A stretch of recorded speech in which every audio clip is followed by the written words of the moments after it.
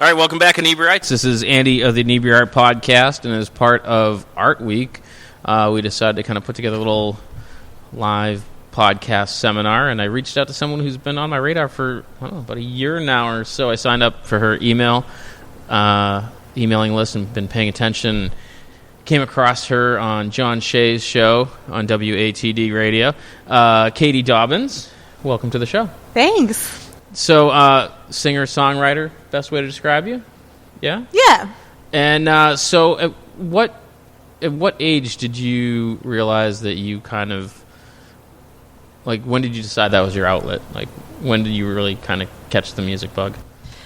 Yeah, so when I was younger, it wasn't really like a decision to do music. I just kind of always did music, and I was in a musical family. My dad always had guitars lying around the house, and we were given a free piano when I was like 5 years old or something, which was pretty cool. So I was always just like playing around different instruments, and I was an only child, so my parents were like, let's let her do anything she wants. So you were a spoiled only child? Yeah, a little bit. Nice.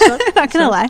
So, I took dance lessons, piano, guitar, all kinds of things. At one point I played the violin, but I should say I attempted the violin. I never really learned how to play. I was in the band, so I did a little bit of everything, and I feel like music's always been in my blood. I started writing songs when I was about 12 years old, so like those middle school years that are really tough, especially when you're a middle school girl. I don't know how it is for boys. I imagine it's tough for you guys, too. It's made difficult by middle school girls. Oh, there you go. Yeah, so your fault. And girls are made difficult by middle school girls, too. Oh, yeah, probably. They're kind of the worst. Yeah, they're kind of the worst. So that's when I started writing songs, and kind of that was really an outlet for a lot of like those emotions and just like a way to express myself. And I used to write songs all the time. I mean, about everything, and I loved it. And then I went through a period of about, I don't even know, like 5 to 7 years where I just stopped playing music. What caused you to stop? So at the time, I think that I thought that I was being like practical. Like I think that I was like, oh, like I'm going to college. Like this isn't practical. Like I want to go study stuff and make friends and like do other things. And I think I was sick of, I don't know, like being in the spotlight, if you will. Not that I was ever a big star or anything, but just like I was always in the plays, and I was always like trying to do all this musical stuff.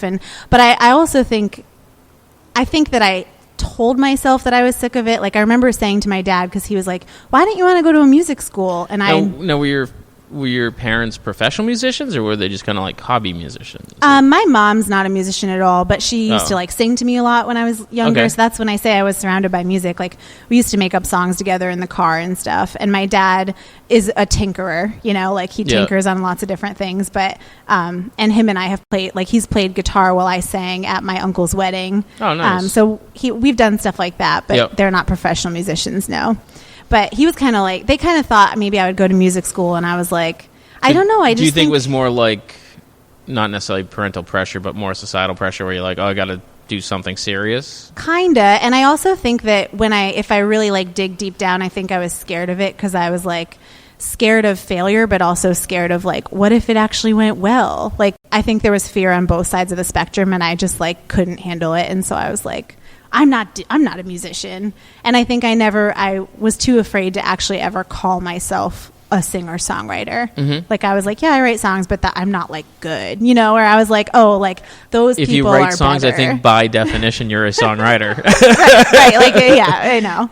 But I don't know. I just didn't believe in myself when it comes down to it. And so and then there was also the societal thing of like, well, I'm going to go to college, I'm going to get a degree, and I'm going to get like a job that, pays me money, which, some people get paid money for songwriting, and that's nice. Not always. Yeah. And it's one of those, I feel like it's one of those career choices where if you can make it work, it's got big dividends, but you have to kind of, I don't want to be like, oh, you got to starve and suffer for your art, but you kind of have to starve and suffer to get there. Yeah.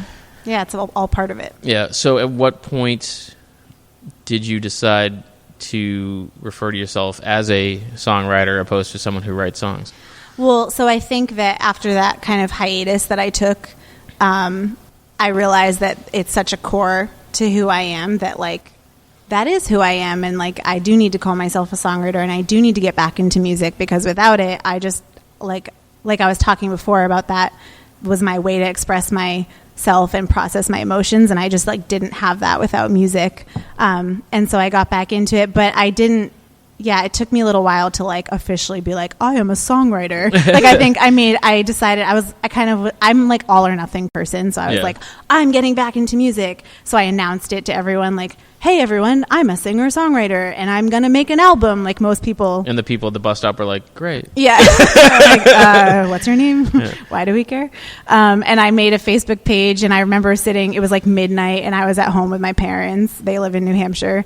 And I made a Facebook page, and we were sitting on the couch like waiting and watching as the likes went up, because I had invited all my friends to this. Is so embarrassing. I've never told anyone this. And you're like sitting wait, there. We hit 12. Yeah. I'm like, oh my God, so-and-so from middle school liked it. My mom's like, great. But it was like really exciting, and I made a GoFundMe. Did you make the Facebook page prior to having any songs written? Well, I had all my middle school songs. No, I did have a couple songs that I had put, because I had decided to make an album, and I had this whole catalog of songs that I like wanted to record, and I was also writing some new stuff. So I had put a couple of them on YouTube, so that I could show people, I'm not just saying I'm a songwriter. Look, I actually wrote some songs. I'm not drunk. And now I'm like, please don't watch those videos. Yeah. Well, that's one of those things. Like we always, we were talking about this not that long ago. Like our early podcast episodes are horrible. Right. Do you feel like there was... Well, let me kind of roll back a little bit, because was there a specific incident that made that change? Were you like in between jobs, or like was there a life event that triggered this? Absolutely, yeah. I had just gone through a breakup. Yeah. And then I was originally, it was over April break, because I'm a school teacher. Mm-hmm. And I was originally supposed to be visiting my boyfriend over April break, but then said breakup occurred. So the plans changed. And I ended up going to a women's Christian conference in New York City with some girls from my church who had been planning on going to this for a while. And it was at that conference where I experienced kind of a big breakthrough. And I was like, I just felt like I was like, spoken through. It was like so many aha moments throughout the whole weekend, just being immersed in all of the spiritual stuff and like around all these empowering women. And I was like, all right, I was born to do music, and I'm rejecting it for no reason, and I got to get back to it. So yeah. Does your spirituality really cool. influence your music a lot? Is that part of what you sing about?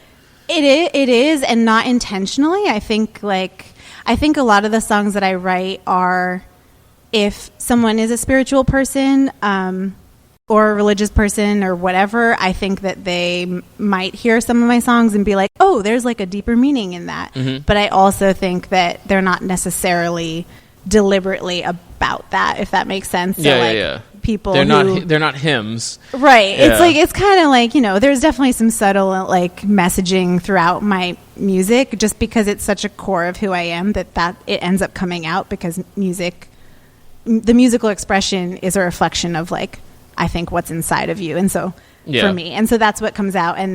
But the songs are also about like everyday things that everyone can relate to, Yeah. So where do you begin when you write a song? Like, what is kind of like, do you go with lyrics first? Do you find a melody first? Is it like a moment in your life where you're like, I got to write a song about that? Like, where does the whole process begin? It's different for every song. But mostly for me, it's lyrics first. Yeah. So a lot of times I really like driving, and I end up driving up to New Hampshire a lot just to see my parents and stuff. And it's in the car where like... What do you drive? I drive a Volkswagen Passat. Oh, yeah? Yeah. We're a Volkswagen family. This is my second car in my life, and my first one was a Jetta.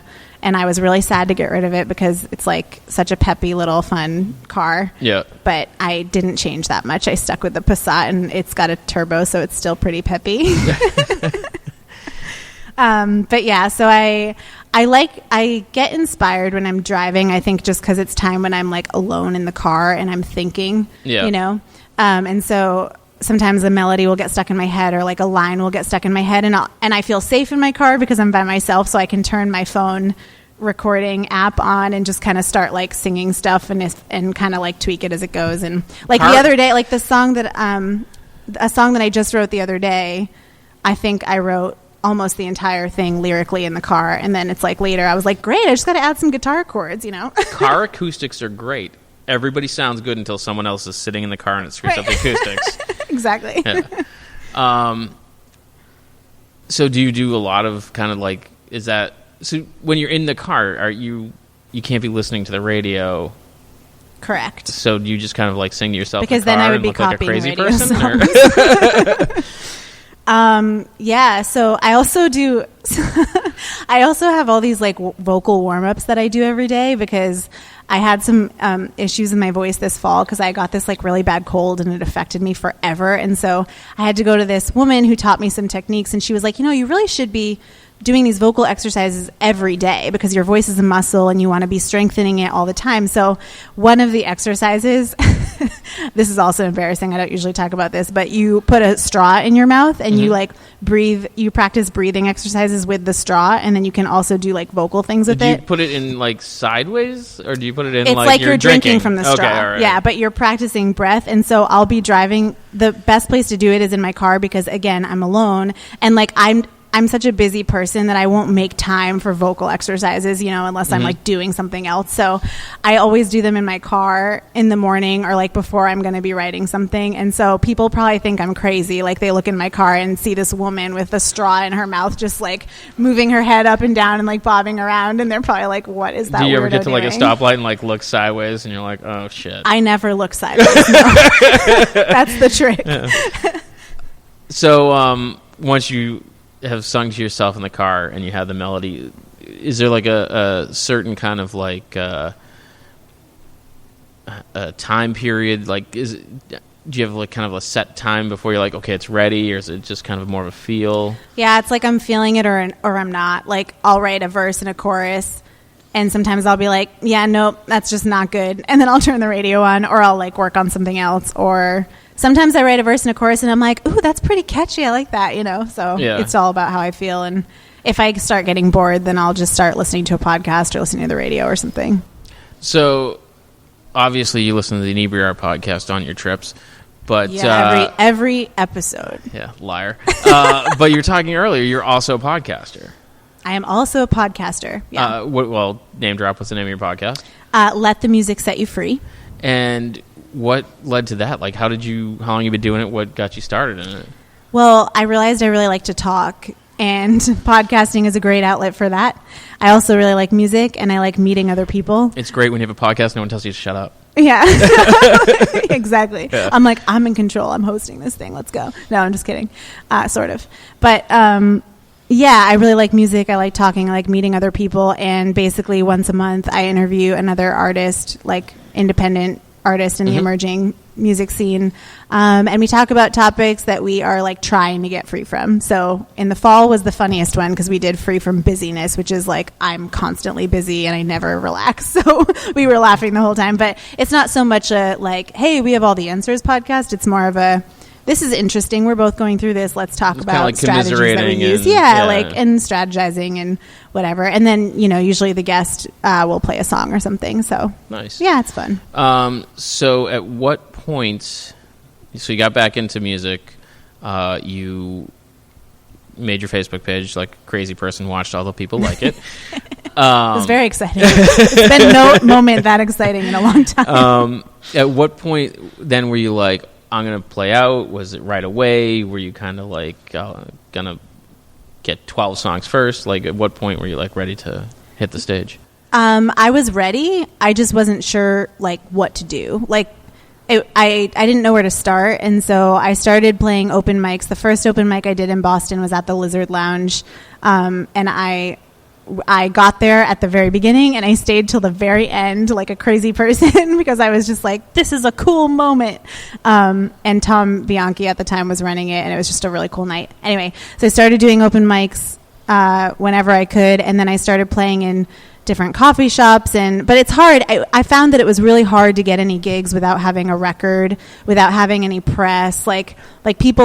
People are drawn to success. Yeah. And so when you're a brand new artist, it is really hard to get those like first gigs and kind of get that like resume built and get that practice in and like, become a seasoned performer, if you will. Yeah, probably because people want to make sure that you're going to show up for the gig. Of course, yeah. not drive people out with, right. Terrible your music, acoustic death metal versions of whatever. So how long have you been playing out? When was your return officially? How many years ago? When was my return official? Well, my first album released in May of 2017, and I had been recording it for about 2 years. Mm-hmm. I didn't know what I was doing, so it took a little while. So I guess 2015 must have been ish. Kind of like when you kicked off. When I got back into it. And you started GoFundMe. Was that to fund your album? That was to fund my album, yeah. And starting a GoFundMe, I think you might be one of our first people we've ever had on that had like a crowdsourced project. Oh. Was there added pressure to people have given you this money to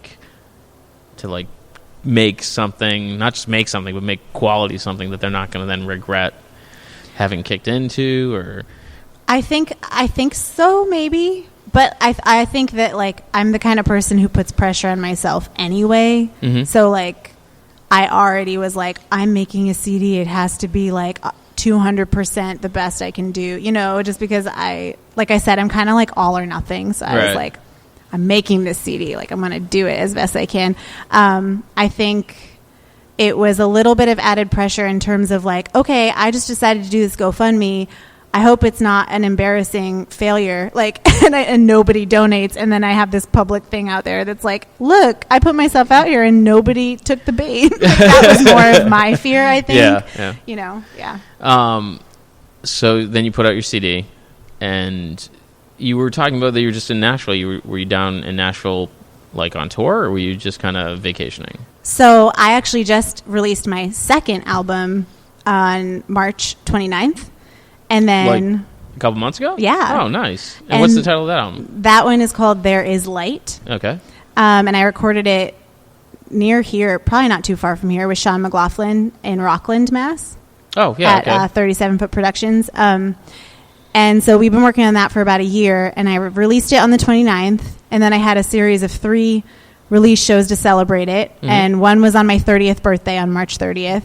So that was kind of 2 really big life milestones, the album and then my birthday. And then I had another show in Vermont and then New Hampshire. And so it's kind of this whirlwind, year of recording and then 30th birthday and all these release shows. And so my friend and I were and I was we just really want to celebrate this moment, because I felt like I hadn't really taken any time to just let it sink in. So it's kind of decompression time? Yeah, and I love Nashville, and it's only my 3rd time there, but every time I go, I just feel so inspired just from being there. And so I love going down there, and I was let's just do it. We bought the tickets a week before we went, and so it was kind of it was over school vacation, and it was a celebration. I get it. You're a teacher. You get a lot of time off. I know. I have so many friends that are teachers. Summer's coming. I'll get these text messages in the middle of the week, and it'll be one of those feet pictures at the beach. And I'll be oh, it's beautiful, but there's too much sand in my book. And you'll be well, you know what I always say? You also could become a teacher. No, I cannot. Because then I would probably be on trial for murder. So let's cross that off the list. What age do you teach? Do you teach music? No, I teach high school special ed. And people always ask me, do you incorporate your music into your teaching practice? And I don't. I probably should, but I don't. They're very, separate. I know 2 musicians that are teachers, and neither of them teach music. Okay, well, that makes me feel better. Yeah. So that now I can cross off that other question. You don't incorporate. But is there some sort of connect? Do you find any relation between the two, between teaching and playing music? Handling an audience? It's definitely a performance. Yeah. I mean, you have to when you're teaching, you have to work the crowd, if you will, right? You have to get the kids engaged, and although it's a very different audience, I feel very comfortable in front of people. I feel very comfortable on stage talking to people and trying to get them engaged. So I was actually talking with, I can't remember now who it was recently. When I was a kid, I was extremely shy. And I was in drama, I was in band, and I was trying to relate to them that a one-on-one conversation is completely different than like performing. Do you find that the same? Are you shy around a small group of people, or are you just a generally chatty, open person? I do really well with like one person or like 3 people. I've realized that I don't do great in like a small to mid-sized group. I get a little lost because I was always kind of shy too.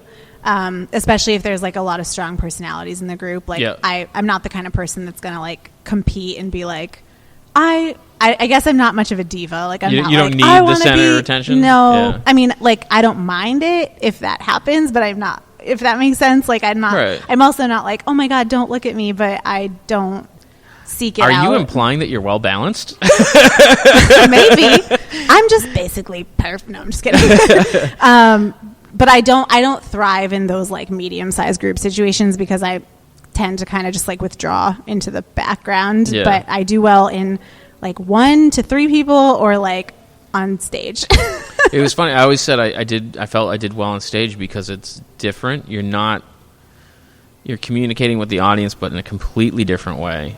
Like you're putting something out there. You're not necessarily expecting I suppose you're expecting feedback, but it's different. And plus, if you don't get feedback, you probably know how to like carry on anyways. Right. And you don't see them because usually there's lights and they're just a black mask. Oh my god, that makes me more nervous. Really? Yeah, like when I get on stage and the lights are really bright and I can't see the audience, I like freak out. Oh, they're not really there, or that they're yawning, or? Like I don't know. I think I like to like see that engagement. Yeah. I don't know, and I just feel like I'm in this weird dark void where I'm like the first time when Club Passim used to have an open mic, and I love Club Passim a lot, but one night I played at this open mic and the lights were so bright and I couldn't see anybody, and I just remember being like, I got off the stage and I was like, oh my god, that was so scary, I couldn't even see you guys. Like I don't know what it is. I feel like it should be less scary, but I like to like see that people also when I'm playing a show, and I'm like this too, like you go to a show to have a good time and you go out with your friends and like you end up talking to them because you're out with your friends to have a good time, and it's totally understandable and normal and like whatever, that's good. But when I'm playing, if there's like a group of people talking and I can tell that they're totally not interested and not listening, instead of taking the rational approach of like, oh, I understand they're here with their friends and they want to have a good night, so they're talking, I get in my head about it and I'm like, they hate my music, they hate me, they're not listening, they're totally not engaged, and it like makes me more nervous. So I think that what calms my nerves is knowing that people are like engaged with what I'm doing. And so I have to see them to be able to do that. It's funny. I hate going to see local music with musician friends. Because they're like, don't talk, the music's playing. You'll be having a conversation, and in the middle of your conversation, they start to clap extremely loudly, and you're like, what the? Oh, they just stopped playing. Right, okay, yes, I'm clapping too. I'm like, we were having like a really serious, heartfelt, like, I'm going through some stuff. I don't need you clapping at that. Or like... on the other side is like you'll be talking and all of a sudden they'll be like, he's off, and be like, what? He's sharp, and I'll be like, I was really enjoying it until you started like critiquing this poor guy, like leave him alone. Man. Yeah, I'm totally that person, but we wouldn't be having a conversation. I'd be like, shh, the music's playing. Pay attention. Don't be rude. But it's funny. It's like I also don't like to go out to eat with my friends who waited tables because they'd be like, we're done, we need to go. Oh, yes, yes. That kind of like, we need to go. Which I was a waitress once. By once, I mean like for 3 months, one summer. So you tell people they can't talk and then you rush them out? Yeah, right. No, don't take anything I say about waitressing too seriously because like I was terrible at it and I didn't do it for very long. But the waitresses used to get so mad like that my coworkers, when people would sit there for a long time. Yeah. And I was like, I just never understood that. I mean, I get it. They're taking up a table, but I'm like, we're in the entertainment industry. Like the service industry, whatever. Yeah. But like they're out for a good time. Like that just means they're enjoying. I don't know. Yeah. I get it. But I get it, but it's like I hate going out to eat with them because they're like, we need to go. You need to tip more. I'm like, I tip like over 20%. No, you need to tip more. We need to go. What's the new standard? Like 30? I think it's 20%, but like not for like industry people. Yeah. They always overtip. Is there the kind of that same thing with musicians where you like obviously you don't let people speak, but do you kind of like over applaud? Do you kind of like make sure you go up and talk to them afterwards? Absolutely. And I feel like I have to like stay the whole time. I feel very, even though like the musicians probably don't care at all, I feel very like important in the crowd. Like I'm like, I need to show them respect. Like, okay, for example, we were in Nashville last week, and everyone in Nashville is, you know, mostly vacate. If you go to like the main strip downtown and you go to listen to music on the rooftop bars and stuff, you know, most people there who are there on a Tuesday at 2 p.m. drinking are on vacation, you know. And so everyone's there to just like have a good time, have some drinks, listen to their favorite songs. And, you know, you can put a little money in the tip jar and request your favorite cover by, you know, whoever. Oh, Wagon Wheel. Yeah, that got requested a lot. I bet. Yep. And so I was the person at every bar. They're like, anyone want to hear anything? I'm like, play an original. And everyone is probably like, oh my God, why did you ask for that? Like, and then like after they'd be like, oh my God. And you know, I was like, I felt so important because I'm like, I can tell the musicians really appreciate it, because they would be like, oh my God, thanks for asking for an original. Like, who are you? Like, why did you ask for that? And I was like, I know. I'm like, so cool. And afterwards, I'd be like, great original. Thank you so much for playing. That was really, you know, and it was. You're so lucky I'm here. I genuinely did feel like I wasn't just doing it because I'm like, I'm a singer-songwriter, but like I genuinely was like, I'm in Nashville. I know these people probably write kick-ass songs. Like, I want to hear them, because everyone down there is working their butt off, you know, trying to write good songs. And so I really did want to hear them, but I was like, everyone in this bar hates me right now. So down here in Plymouth, there's a huge music scene. Unfortunately, a lot of it is covers. Do you find that where you normally play, or do you kind of seek out the places that do mostly original music? Yeah, I tend to seek out places that encourage original music, just because that's what I like to play, because I feel so connected to my songs, and like I want people to hear them. But I also like hearing original music. Like I kind of get sick of hearing the same songs over and over again. Like even in Nashville, where all the music was so good, everyone covers the same song. After a while, I was like, oh my God, I'm just craving original music. Like I want to hear something new. I want to hear something from the heart. Not that cover songs can't be from the heart, because the reason everyone plays them is because they're really good songs. You know, like I hope that one of my songs someday could be a cover song that somebody else sings in a bar. Like, right? Isn't that the dream? So I tend to seek out original music gigs just so that I can showcase my songs. But I also, like, if I had a band that I played with regularly, I do think that I would enjoy singing covers, because, like, there is something about when you sing a cover song and you look out and everybody's, like, super into it. It's like an energy difference. I feel like it's a lot easier to get an audience. I feel like I'm a musician. But it must be a lot easier to get the buy-in from the audience, because it's something they immediately recognize and can sing along to. I'm actually trying to like get some more covers on my musical repertoire, resume, whatever you want to call it. It's a set list. That's what it is. So yeah, I'm trying to learn some more, just because I feel like it's a good way to hook people, to get them engaged, get them to like you, and then you can be like, all right, now like I want to play you an original, you know. So right. Do you have like one go-to cover, and is there like one that you would absolutely never play? I always play Girl Get Your Records On by oh my God, gonna forget her name now. What? Corinne Bailey Rae. Thank you. I always play that one. How did I forget that? I'm not even familiar with that song. Girl, get your records on. Really? Yeah. No. Tell me your favorite song. Right. Nope, I'm gonna have to go look that one up. I'm sorry. It's a good one. It's not like played on the radio all the time, so I'm not surprised that you haven't heard of it. I don't know why I know it, but I do, and it's one of my favorites. And it, like, whenever I play it, there's always a few ladies in the audience that are like, "Oh my God, I love this song," and I'm like, "Me too." And it's a bonding moment. Yeah. Is there one that you're like never, ever, ever, never? Probably.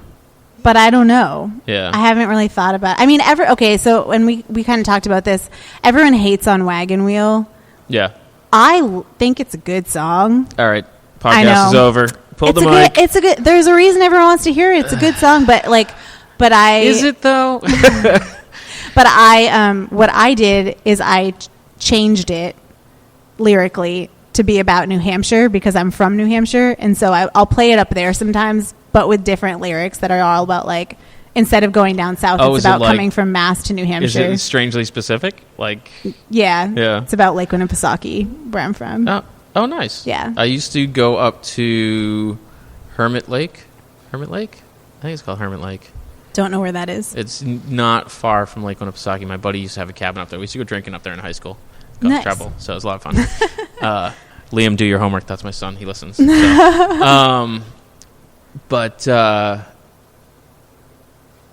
so now I lost my train of thought. I was thinking about Lake Winnipesaukee. So we're talking about covers. You have your 2 albums. Mm-hmm. Do you ever have you kind of mentioned a little bit, but like you'd like really be cool if you had someone else covering your music? Would you kind of, I don't really know where I'm going with this line of questioning. So, remember how we were talking about I don't plan questions? And you're like, I have a few go-to ones. This would be one of those moments where I should have one. So let's completely segue to a different thing. Yep. YouTube. You said you had a couple YouTube videos. Yes. Do you find that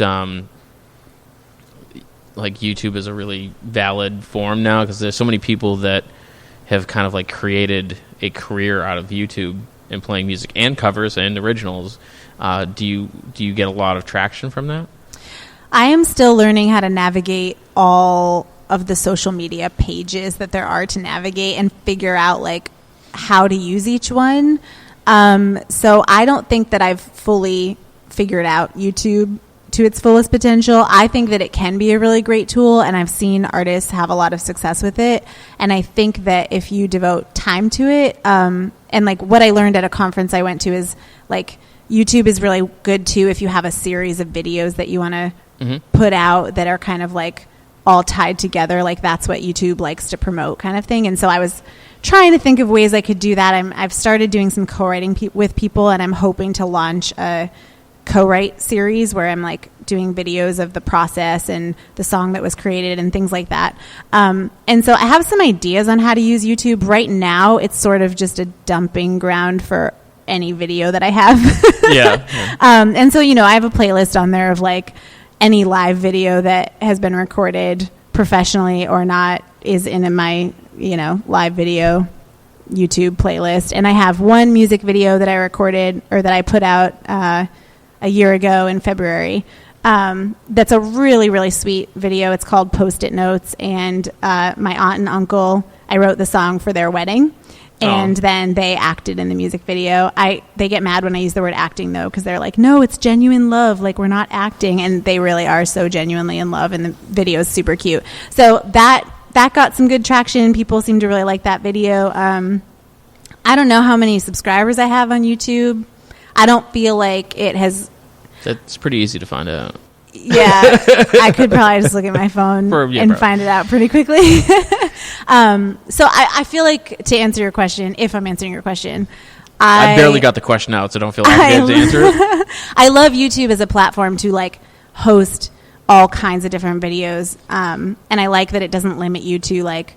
It doesn't have to be a professional music video. Right. I happen to have one, and I also have a variety of other things. So I like that I can kind of host things there, direct people to it. People can get an idea of what it looks like and sounds like when I play live. But I haven't figured out how to quite use it to gain a wider audience. And I know that there is room for that somehow once I tap into it, maybe. Where's your favorite place to play live?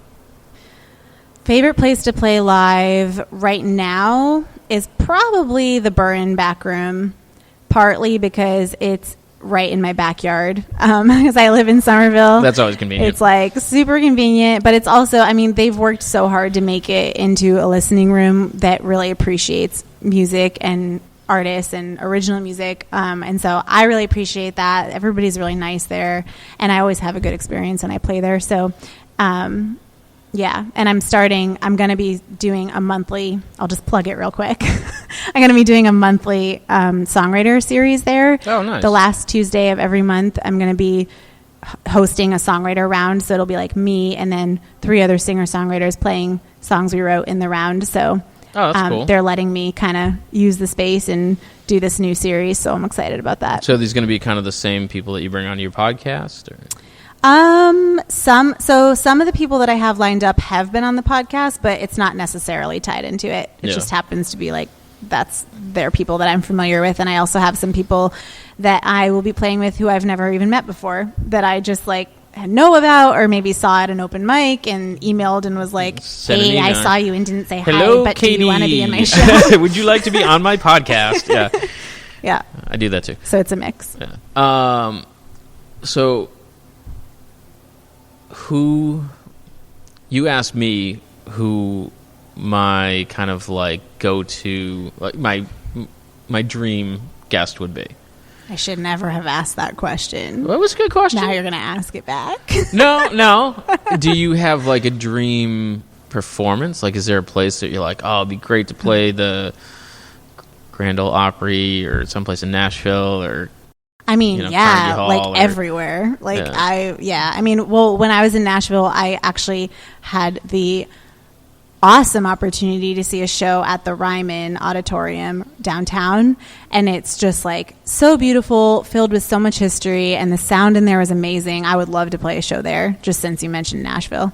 I am I would like to play. I was kind of hoping you'd be like, oh, Plymouth, we'd love to come down and play in Plymouth. I have been trying to play, I've been trying. I just emailed them for the first time. I would like to play at the Spire Center, actually, and I just walked in there. Yeah. I've heard a lot of good things about it. It's a gorgeous location. And actually, when I was walking around town earlier before we started recording, I had some time to kill, and it happened to be open, so I peeked my head in, and it's beautiful. It's beautiful. I remember the first time I went in, I'm like, oh my god, I really have to sit in a pew for like 2 hours, but they're like cushioned, so I'm like, all right, that's okay. That's good. Yeah, I would love to start playing in more venues like that are. I mean, I love the Burn. Like the Burn is kind of like a restaurant bar listening room, and I love that vibe for its own reasons, you know. And then I think that I would love to get experience playing in places like the Spire Center, big churches that are just like more about, you might not be eating dinner, but you're just there to see the concert. Right. I'd like to get more shows like that. I think that places where they've already gone out to eat and now they're they're like here to hear the music. They're there to hear the music, and I think no one's gonna shush them because they're already shushed. I think that would be a rush. Like just. I don't know. I'd probably be nervous. I'd be like, do you still get like nervous in stage fright? Yes. Yeah. I usually, usually I'm nervous right before the show, and then after the first song, I feel pretty much at home. So just kind of like once you kind of rip the Band-Aid off and get going. Yeah. Once I start playing, I'm like, no, this feels right. This feels good. Yeah. Mm-hmm. So you have 2 albums out. Have you had any like weird, surreal moments of fame, I guess, where people like recognize you or approach you, or at the grocery store and something like, I saw you perform the other night? Anything? I mean, all the time, No, I'm just kidding. Or like that moment where they're like, I was talking to my friend and you shushed me. No, I can't say that I have, but that would be weird and cool, I guess. Yeah. But no, I've had, in terms of like things feeling surreal, I feel like it's more like I'll forget that what I'm doing isn't something that everyone gets to do, if that makes sense. Like, yeah, totally. Like because my circle right now is singer-songwriters. Like everyone's putting out new music, everyone's putting out albums, everyone's playing shows all the time. And so I'll forget that that's like not normal. Right. And so I'll go home to New Hampshire and I'll be talking to someone and someone will be like, wow, I've been following you on social media and like you're really doing well, like you're playing all these shows, you got these like videos up and like blah blah blah. And I'm like, yeah, it's like no big deal. And they're like, oh yeah, but you just put out an album, right? And I'm like, yeah, I did, and I kind of like, I find myself downplaying it almost in a weird way, and they're like, that's a really big deal. And I'm like, it's in those moments where I'm like, oh yeah, that's like a big deal. And I know that, like, because obviously, I mean, I worked on it for a year, and then my first one, I worked on it for 2 years. Like, I know it's a big deal, but you just kind of start getting used to like doing all these things all the time. And then it is weird. You kind of like get on this like inner circle of different things. I remember, I think it was Friday night. There's a big beer release at Mayflower Brewery, and there was a concert there. The place was packed, So there's a line at the restroom because it's like this one little bathroom off of the tap room. And we walked in, and Fish just went through the authorized, employee-only door to go upstairs to go to the bathroom. Someone's like, "Does he work here?" And I'm like, "Oh, well, no. Well, not. Well, it's cool." And you just kind of forget that, like, we just have weird access to places that. Yeah. Like the other day, someone offered us a key to a distillery, and I'm like, "That's a really bad idea. Don't give me a key to a distillery. Feel free to invite me. What's wrong with you?" He's like, "Yeah, anytime you want to like record your podcast." I'm like, "Well, what times are you guys open?" And he's like, "I'll just give you a key." And I'm like, "Well, that's terrible Have business." You met me? Yeah. So it's that weird kind of moments where you're like, "Yeah, this is my life," and it's a weird experience. Yeah. I can't even imagine like when singers and performers and podcasters and you name it, like when they do get to that next level, whatever that means, like I can't imagine how weird that is. Are you looking forward to like throwing out that "Do you know who I am"? I feel like you want to. I feel like you want to. Do they know who I am? I have been on a podcast. So you're gonna play some songs for us, right? Yeah, I'd love to. Before we do that, where can people go online to find out, find your music and buy your CD and do your sales pitch?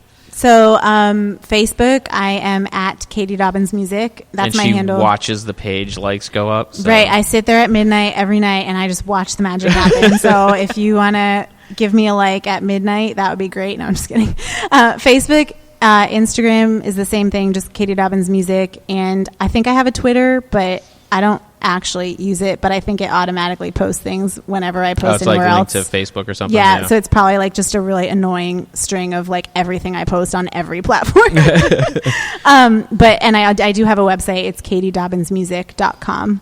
And they can buy the CD there? Once I figure out how to set up the online store, yes. But until then, if you'd like a copy of the CD, you can get it digitally anywhere you can find music. So Spotify, iTunes, Amazon, Bandcamp, etc. Or you can Facebook message me and tell me that you want a copy, and I will mail you one until I set up the store. and they can join your email list. You're very responsive to emails there. So yes, I love email. I'm always on my email. Yeah. I don't know if that's good or bad, but I don't know. You got right back to us. It was awesome. Yeah. So, yeah, this is great. Yeah. What songs are you going to play for us? I am going to play a couple songs from my newest record. I'll play Bring on the Fire and Jeep Song. And then I'm actually going to play you a brand new song I wrote a couple days ago, inspired by kind of some of the country music I had been hearing down in Nashville a couple weeks ago. So is this like a world premiere? It is a world premiere. Oh, we feel so special. Yeah. Well, it depends on when this podcast gets published, actually. Within a couple of weeks? I might sing it before then. It'll be the world podcast under contract premiere. You can't. All right, cool. So 3 songs. Awesome. Cool. Thank you so much for... No problem. Are we going to talk again after the songs, or is this No, we kind of like go to music and then we'll fade out. Thank you so much for having me. This has been great. I'm so glad we finally connected and made this happen. Yeah, it's great. Yeah. We'll have you on again. Next time your album next album comes out, we'll have you back on. Cool. Sounds good. Thanks.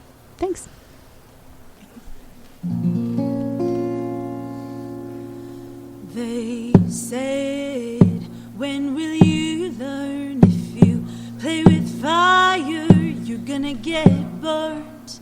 But if you don't, you may never feel the heat at all. I'd rather burn alive than be too afraid to fall.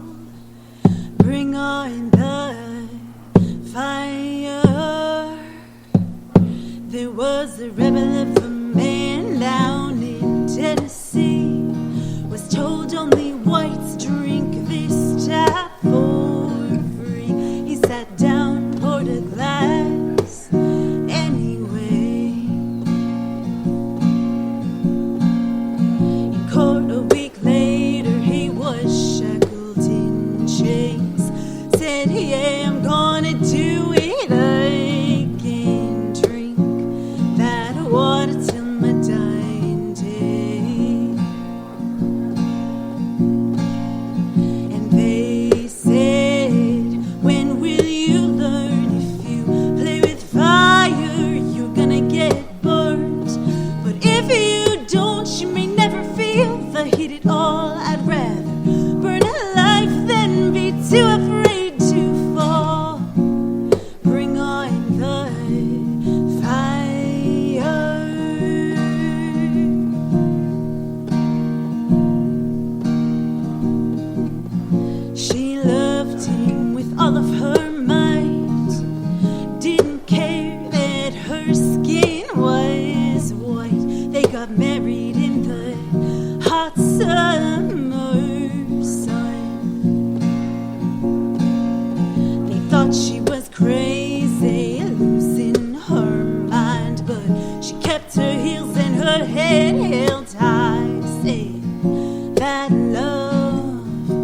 is worth her life.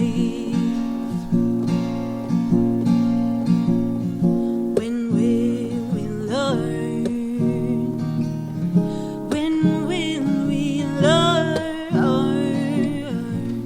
When will we learn? When will we learn? It's not about glory, it's not about fight. I wanna do something with meaning tonight, but there's fear in our hearts from these words in our minds. To overcome that, we need one hell of a fire. And they'll say, when will you learn? If you play with fire, you're gonna get burnt. If you don't, you may never feel the heat at all. I'd rather burn alive than be too afraid to fall. I don't wanna be too afraid to fall. I don't wanna be too afraid to fall. I don't wanna be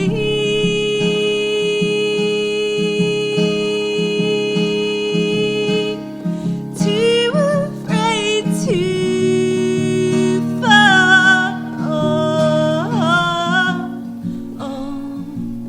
Yeah, bring on the fire.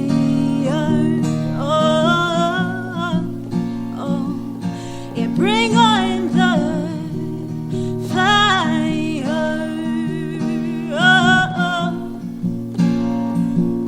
Yeah, bring on the fire.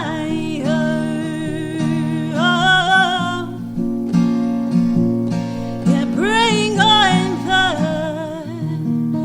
fire.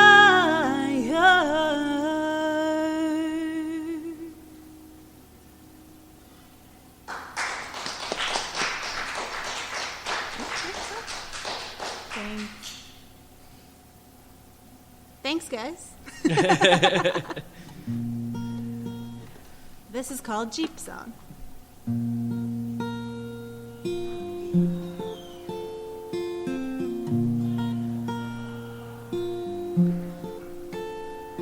Take your foot off the clutch, easy now.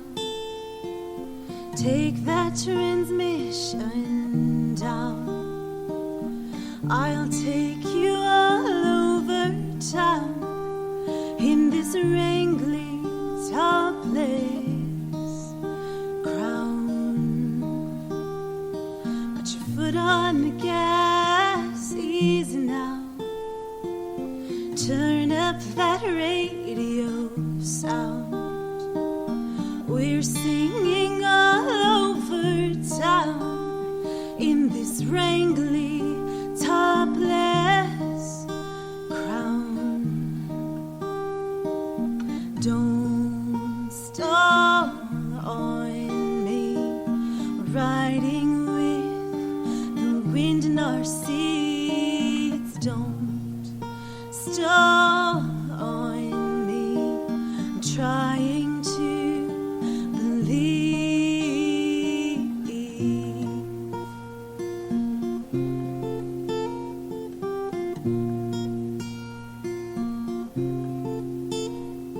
Turn your eyes to the window, easy now. Let that air blow around. There's views like this all over town from this wrangly topless crown. Don't stall on me. Riding with the wind in our seats. Don't stall on me. I'm trying to believe.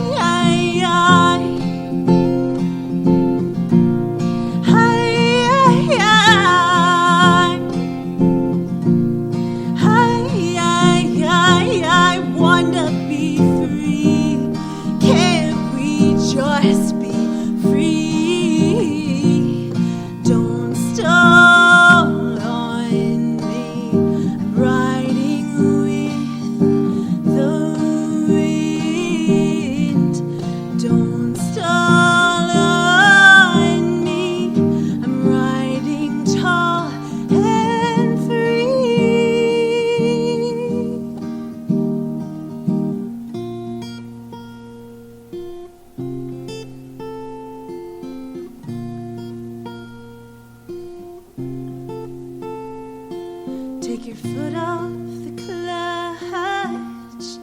Easy now.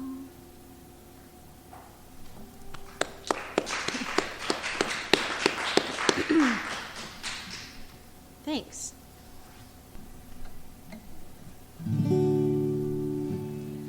You don't have to put your makeup on to go out. You don't have to sit there in that bar talking about the movies or the weather or whatever's hot right now. When all you're thinking about is how long will this take to get over? What words need to be said to get closure? Feels like you were just in those arms. Now you're standing here alone, but there's no expiration date on a heartbreak.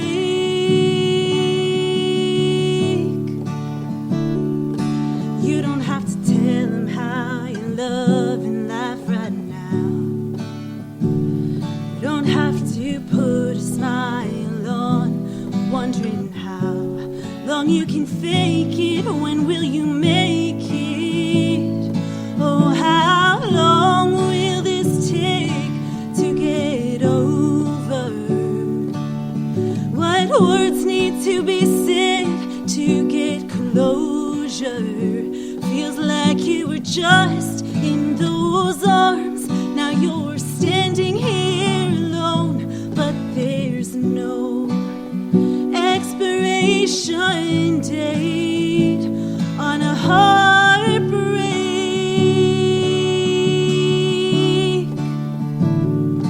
You can't bottle it up then throw it out. You can't hide it in your drawer and forget about it. And you can't give it away to someone else, 'cause there's no expiration date. No, there is no expiration date on a heartbreak.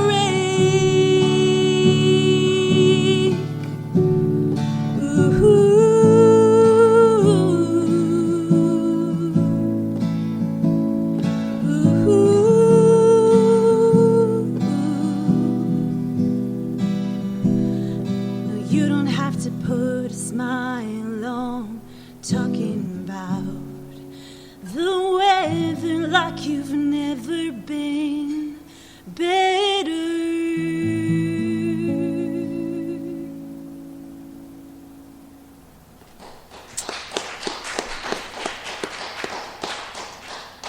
That's it. Sweet. And thanks for checking out the show today, listeners. If you enjoyed the content today, you can go over to patreon.com/Inebri-art to support the show. You can join over there for just a few dollars a month and help us provide this fun content that you just checked out. You can also email us at Inebri-art.com with your questions, complaints, and concerns, or you can find us on all social medias at Inebri-art or at Inebri-art6 on Instagram. And also don't forget to check out our other shows, Bar Talk Podcast, Old Colony Cast, Inebri-art, and all the other shows on the Inebri-art Network, which you can find at Inebri-art.com. Thanks again for listening.